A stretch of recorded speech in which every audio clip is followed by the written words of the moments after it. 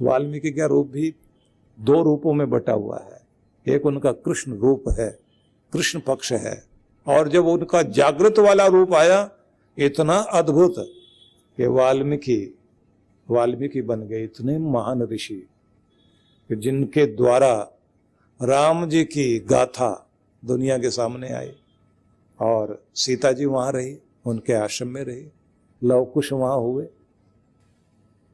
और हमारे देश में नामों के आगे राम और कृष्ण तो जुड़े हुए हैं। हमारी पूरी संस्कृति राम कृष्ण की संस्कृति है। इसलिए मैं ये कहना चाहता हूं, कमल की तरह अगर हम उगे हों कीचड़ में, तो ये तो भाग्य था कि वहां उसको जन्म लेना पड़ा, लेकिन उसका पुरुषार्थ ये होना चाहिए कि उससे ऊपर उठकर कमल तालाब की शोभा बन जाए और वहां से भी निकलकर देवता के चरणों तक पहुंच जाए। इसलिए लगातार अपने प्रयास जारी रखने चाहिए, पूजा का भी, नाम ध्यान का भी, जप का, सत्कर्म का, और अपनी आदतों पर काबू पाएं जो रही होंगी खराब। संभव है, आदमी गलतियों का पुतला है, आदमी से गलतियां होती हैं, जाने में अनजाने में, जोश में आकर, भड़काने में। दूसरे उकसाते हैं ना आपको क्रोध करने के लिए, दूसरे उकसाते हैं आपको अहंकार करने के लिए, दूसरे उकसाएंगे कि आप उस तरह की हरकत कर दें जो नहीं करनी चाहिए। लोग वातावरण बना देते हैं वैसा, उस तरह की परिस्थितियों में लाके खड़ा कर देंगे। नहीं जुआ खेलना चाहते आप, उस तरफ नहीं जाते, लेकिन कुछ मिल जाएंगे आपको जोश दिला करके, और आपसे वो करवा देंगे, नशा करा देंगे, आपको लड़ा देंगे, आपसे झगड़ा करवा देंगे, आपसे बैर बंधवा देंगे, आपको कोर्ट कचहरी तक का रास्ता दिखा देंगे। संगति का बहुत बड़ा प्रभाव होता है। ये ध्यान रख लेना कि लोगों की संगति वो उसकी आदतें बनाने में भी काम आती है, उसको अच्छा बनाने में भी काम आती है और बिगाड़ने में भी काम आती है। लेकिन फिर हम आपको वहीं ले जाना चाहेंगे कि पहला कदम आदमी का है पूजा करना। पूजा किसकी करते हैं? इष्ट देव की करते हैं। तो इष्ट देव चुनना भी आना चाहिए। सारे देवी देवता घर में रखे हुए हैं, मानते किसी को भी नहीं, और लगता है मानते सबको है, क्योंकि सबसे डरते हैं। थोड़ा थोड़ा सबको हाथ जोड़ते हैं, महाराज कृपा रखना, आप हैं तो बस जो भी मान जाए। इतने सारे हैं ना, कोई तो मान ही जाएगा। हम लोगों ने कुछ अजीब स्थिति बना रखी है, इष्ट देव नहीं चुन पाते, वैरायटी रखी हुई है बहुत तरह की। किसको मानते हैं? सबको ही मानते हैं। इसका मतलब किसी को नहीं मानते। नहीं, जो है दिवाली पे हम इनको पूजते हैं, और जब गणेश चतुर्थी आती है इस समय में गणपति की भी पूजा करते हैं, और मंगलवार वाले दिन तो हनुमान जी को पूजते हैं, शनिवार वाले दिन जो शनि जी के तेल चढ़ा करके आते हैं। ठीक है, सबको मानते। इष्ट देव कौन है, वो क्या होते हैं, पता ही नहीं। एक रूप में भगवान को आप मानिए, और इतना मानिए कि मेरा सब कुछ वही है, और उसी में सारे देवी देवता हैं, वही मेरी शक्ति है, वही मेरा भगवान है, वही मेरा सब कुछ है, मेरा सर्वस्व है, वही ज्ञान है, वही ध्यान है, वही माता, वही पिता, वही बंधु, वही सखा, सब कुछ मेरा वही है। एक को मान लीजिए, पूरा मान लीजिए, बस वहीं से कल्याण हो जाएगा। क्योंकि 10-20 नहीं है, वो भगवान 10-20 नहीं है। उसके अनेक अनेक रूप भी जो दिखाई देते हैं, तो वो एक के ही अनेक रूप हैं। जिसको भी मानोगे पूर्णता से मानिए। भगवान का कोई भी नाम छोटा बड़ा नहीं है, ये भी ध्यान रख लेना। नहीं ये बड़े ये छोटे, ऐसा बिल्कुल नहीं। कृष्ण ही पूर्ण है, तो शिव जी तो नहीं है। एक ही बात है भाई। पूर्ण रूप परमात्मा का है, पूर्ण से ही पूर्ण निकलता है, और पूर्ण में पूर्ण ही बसता है।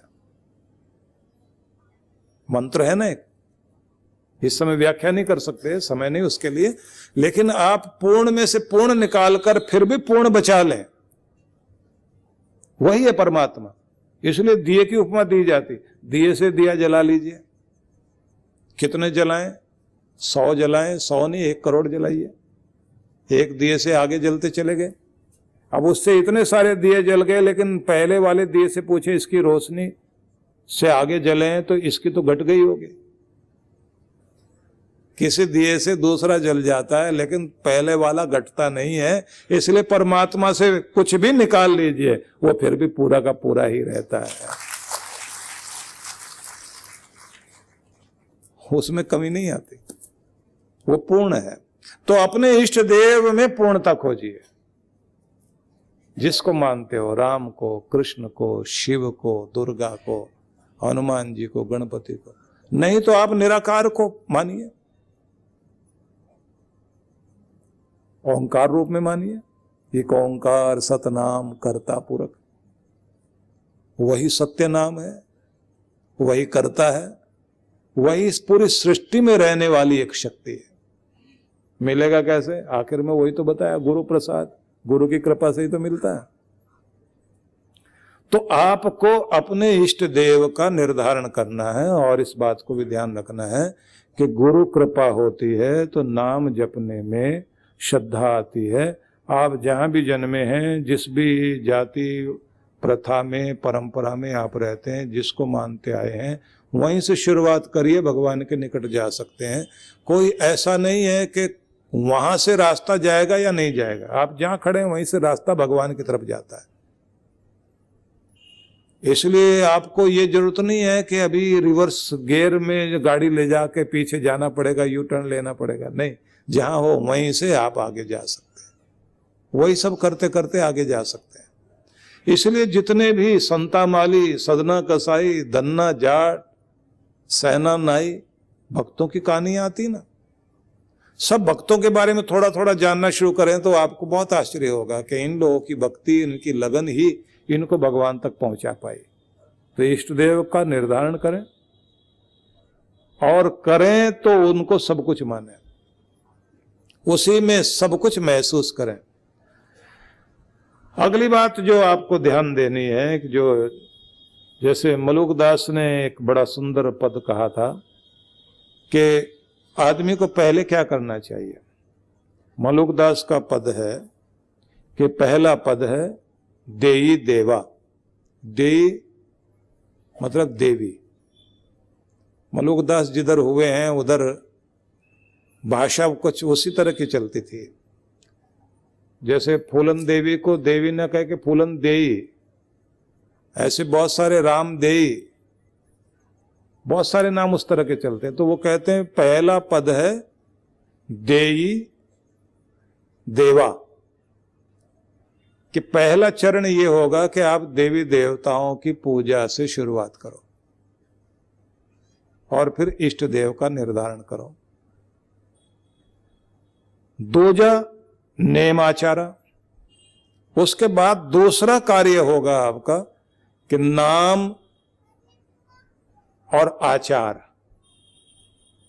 और नेम, मतलब नियम बने और नियम बन करके आप व्रत वाले हो जाएं। इतने बजे उठेंगे, ऐसे जाएंगे, स्नान आदि करने के बाद अपने मंदिर में जाएंगे, परिक्रमा करेंगे, जैसे इन दिनों चलता है। उसके बाद में जो है कार्तिक मास की पूजा चलेगी। फिर अपने यहाँ इस तरह के त्योहार, तिथियां और ग्रह नक्षत्रों का प्रभाव है, जिसको कहा गया कि इस ग्रह नक्षत्र में अनुकूलता अधिक होती है। आप नाम जपने वाले या नाम बीजने वाले बने। जैसे फसल बोने का समय आता है ना, ऐसे नाम बीजने का भी समय आता है कि इस समय में जाप करोगे तो ज्यादा सुविधा होगी। ये जैसे नवरात्रे आते हैं ना, तो वर्ष में 2 बार आते हैं। चैत्र में आते हैं, चैत्र नवरात्र, अब ये शारदीय नवरात्र है।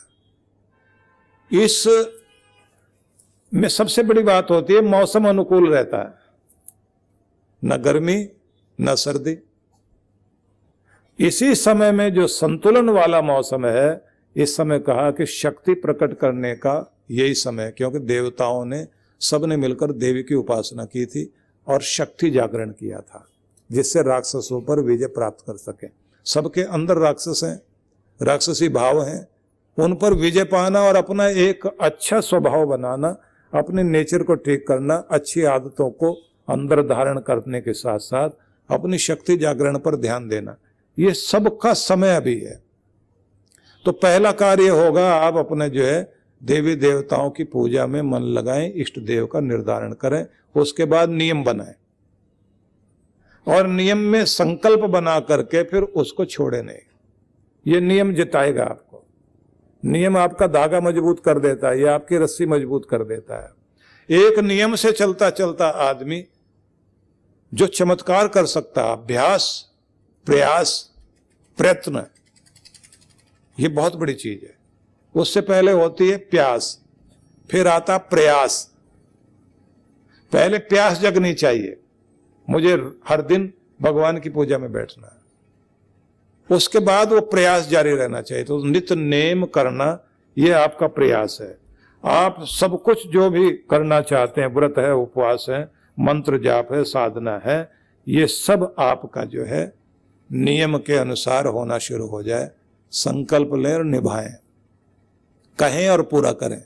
भगवान के लिए आपने कोई भी धर्म स्थल में संकल्प लिया तो जितना ज्यादा से ज्यादा हो सके उसे पूरा करने की कोशिश करो। नहीं तो क्या होता है, आपने कुछ बोल दिया और आप पूरा नहीं कर पाते तो परिणाम एक आता है सामने। आपके बनते बनते काम किनारे तक पहुंचते पहुंचते रुकते हैं और आप ये कहते हैं ये हुआ क्या है। किनारे तक पहुंच जाते हैं, वहां रुक जाते हैं। गुरु के पास जाते हैं, महाराज आप कुछ बताओ, तो वो कहते हैं भैया वो सोचो बैठकर क्या क्या तुमने संकल्प किए थे भगवान के सामने, मैं ये भी करूंगा, ये भी करूंगा, ये भी करूंगा, कौन कौन से तुमने नहीं किए। अब वो डबल करना है और माफी भी मांगनी है और दोबारा से शुरुआत करो और फिर कृपा को अपने अंदर आता हुआ अनुभव करो और उसके बाद देखो कि तुम्हारी अनुकूलता बननी शुरू हो जाएगी। क्योंकि योग क्षेम वहन करने का कार्य परमात्मा का है। तुम्हें क्या चाहिए और किस चीज की रक्षा होनी चाहिए वो सब मेहर भगवान करेगा। तुम बस अपना कार्य करते चले जाओ, तुम उसके हो जाओ।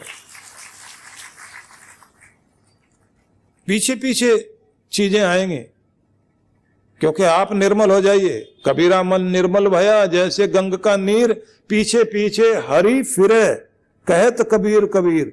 अब भगवान पीछे पीछे है, तुम्हें क्या चाहिए। बच्चा जागता है तो माँ को पहले ही पता है अब इसको क्या चाहिए, और 2 घंटे के बाद ये फिर इसको क्या देना है माँ को पता है।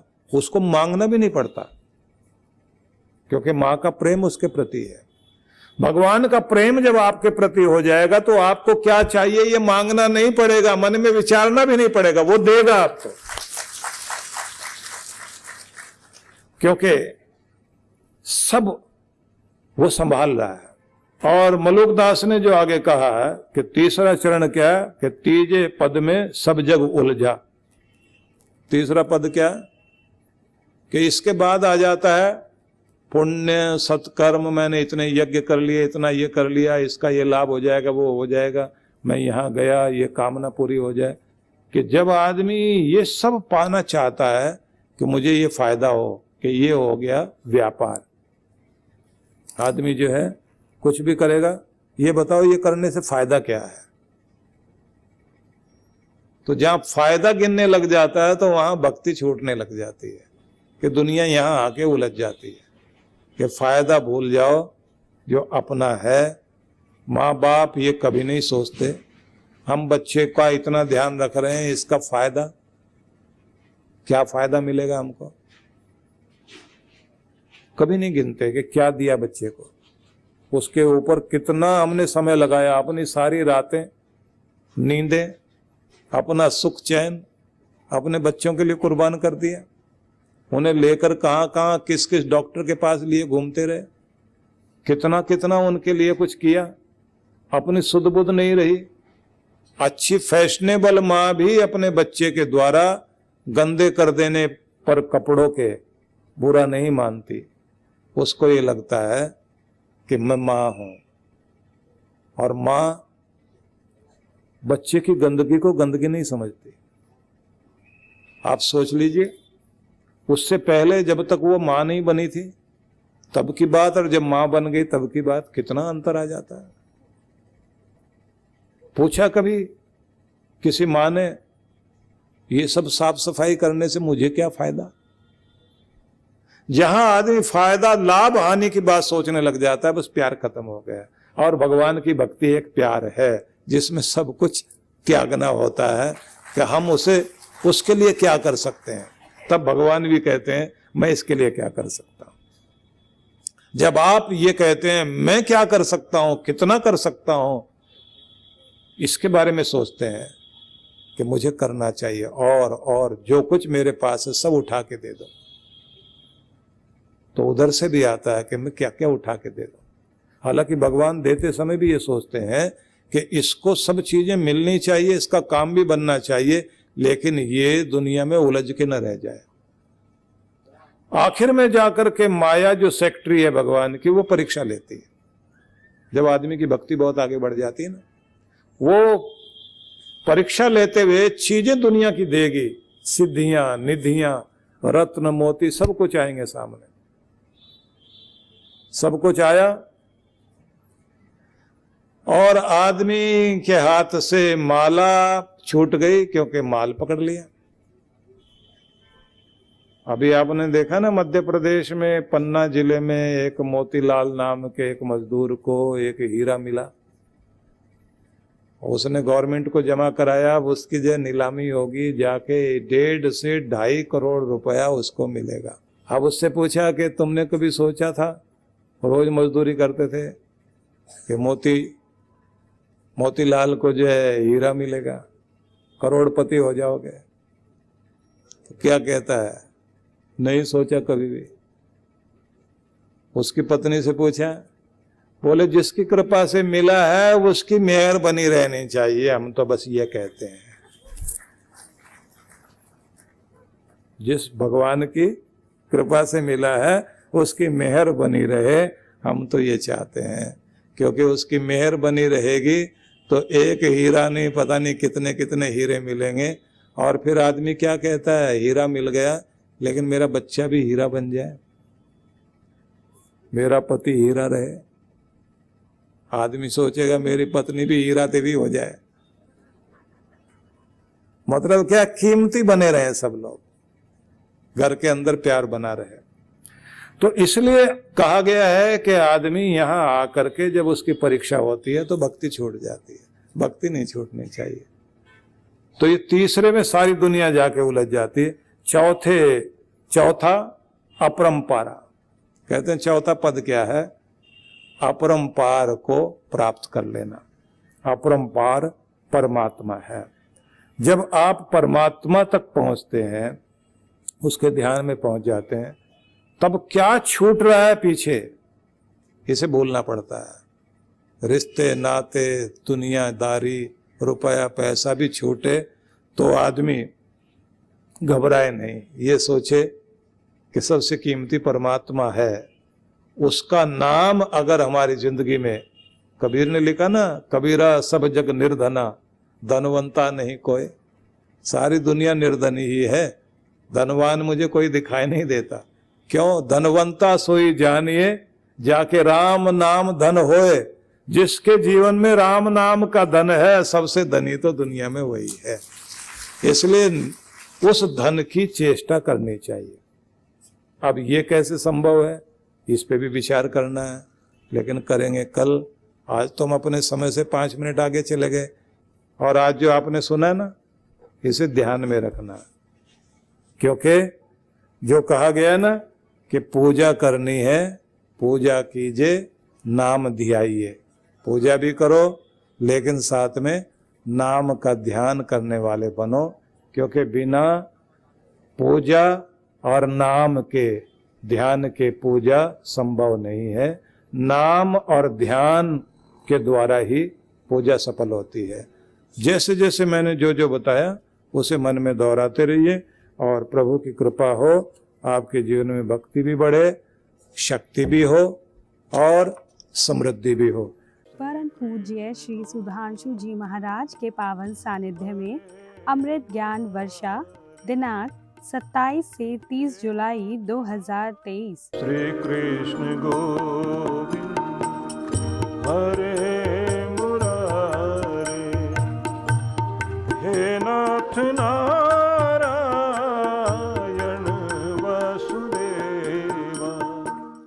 कार्यक्रम की रूपरेखा 27 जुलाई 2023 समय दोपहर 12 बजे। सत्संग स्थल श्री धाम आश्रम, आदि विश्वनाथपुरा, राजन कुंते, बैंगलोर। 28 से 30 जुलाई 2023 प्रातः 9 से 11 बजे, शाम 5 से 7 बजे। विशेष कार्यक्रम गुरु दीक्षा समारोह 30 जुलाई प्रातः 11:30 बजे। सत्संग स्थल Purnima convention hall, 31 cross 4th block, Jayanagar, Bangalore. आयोजक विश्व जागृति मिशन, बेंगलोर मंडल। संपर्क सूत्र। आप सभी इस कार्यक्रम में सादर आमंत्रित हैं। युवा शक्ति ही समाज, धर्म व राष्ट्र को समृद्ध व ताकतवर बनाती है। इसी क्रम में युवाओं में अपनी संस्कृति, संस्कार और राष्ट्र प्रेम जागृत करने के उद्देश्य से पूज्य महाराज श्री के आशीर्वाद से डॉक्टर अर्चिका दीदी युवा अभ्युदय अभियान का शुभारंभ करने जा रही हैं। एक स्वस्थ जीवन शैली और आपके मन का संतुलन, साथ ही साथ आपका ध्यान, आपका आहार, आपका योग, ये सब चीज़ें आपकी एक ऑल राउंड पर्सनालिटी के लिए ज़रूरी हैं। तो जब हम अपनी ऑल राउंड पर्सनालिटी के लिए वर्क करते हैं तो ये समझ लीजिए हम अपना उद्धार करते हैं। यह कार्यक्रम प्रतिवर्ष 4 अगस्त को मनाया जाएगा, जिसका पहला कार्यक्रम दिल्ली स्थित आनंद धाम आश्रम में होने जा रहा है। इस कार्यक्रम में नाटक, आज आनंद धाम में आनंद ही आनंद बरस रहा है, गुरु की कृपा बरस रही है। गीत संगीत,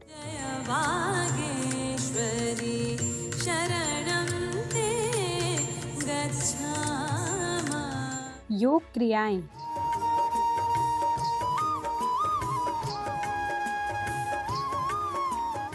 एवं सांस्कृतिक कार्यक्रम करवाकर हमें अपने युवा में संस्कृति और संस्कार के प्रति प्रेम व सद्भाव जागृत करना है। तो आइए आप भी हमारे साथ जुड़कर नई ऊर्जा, नई सोच रखने वाले नव भारत का नव निर्माण करें।